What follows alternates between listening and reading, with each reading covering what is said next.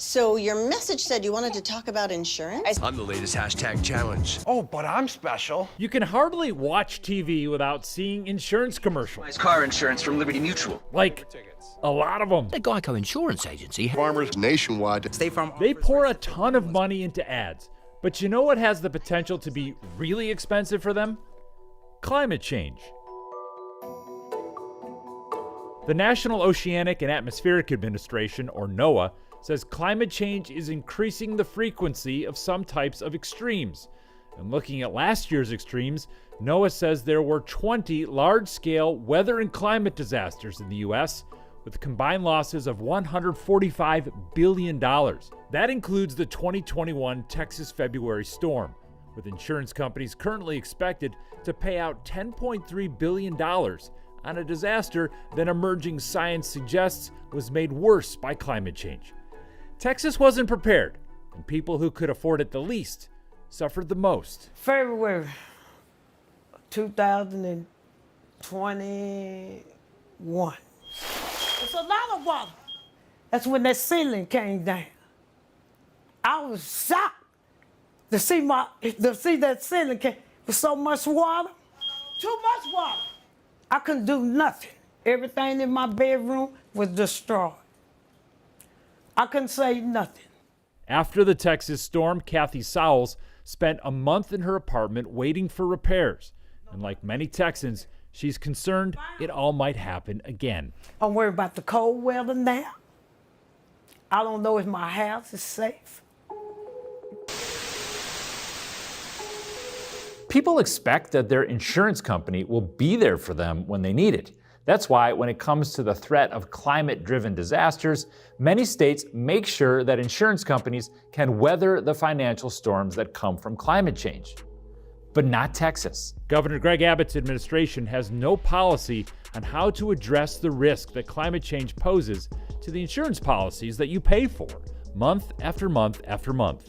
Dr. Michael Wara is an expert in climate policy at Stanford University.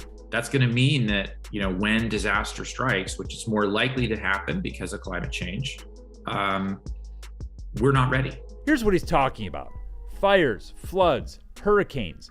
Insurance companies use decades of historical data about all the claims they've paid out to predict how many disasters there'll be in the future and how much they'll cost. What climate change does is mess up that approach to pricing, because climate change makes the future different than the past. California is seeing the future.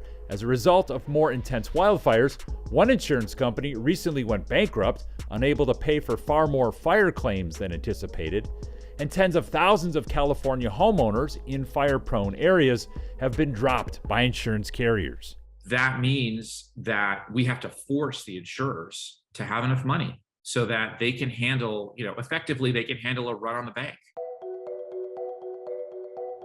If the future won't look like the past, what will it look like? Well, that's where computer models come in. Some states require that insurance companies use sophisticated predictive modeling to create a picture of how many disasters we'll see and how much they will cost. Florida, for example, has a state commission of experts that oversee the methodology of computer models. And in Washington State, Insurance Commissioner Mike Kreidler regularly reviews how insurance companies use their modeling predictions. If insurance companies already have these models and they're already doing it, why does an insurance regulator have to get inside there and ask questions about it? Ask the people, the people that were setting up the electrical grid in Texas, why they did what they did. Because there were some financial advantages at the time. We understand that some insurance companies will play fast and loose. We can't afford to have somebody that comes in to make a buck today, but leave the market tomorrow. You might not realize it, but your insurance company has an insurance company.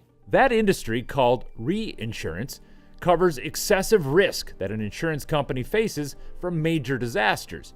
For example, of the $10.3 billion in damage from last February's winter storm, reinsurance companies will cover $3 billion. They offer lots of coverage for these very unlikely things, and only, in any given year, 1 in 100 of those things come true. and they have to pay. If they're paying for 3 or 4 things coming true, that's not a business model anymore. The reinsurers basically want a fair game. And they don't think they're getting one in Texas. Last December, the Reinsurance Association of America urged Texas Insurance Commissioner Cassie Brown, appointed by Governor Greg Abbott, to adopt guiding principles to address the issue of climate change and its interrelationship with insurance and regulation. So what is the Texas Department of Insurance doing about the risks of climate change? In a statement to me, it says it monitors insurer solvency by evaluating the various regulatory filings insurers provide TDI to highlight the risks to which the insurer is exposed and how they are managing those risks. But in an earlier message, when I asked, does TDI have a policy statement about climate change and how it relates or impacts to the department's mission, the response was much more concise. No. Lost everything in my house. No, I'm not okay. Weather and climate disasters can have huge impacts on people's lives, and science is telling us to expect more of them. I hope I'm safe. That's what I'm saying. I hope this here don't never have to happen to me no more. But instead of looking towards a more expensive tomorrow, Texas is still planning for a cheaper yesterday.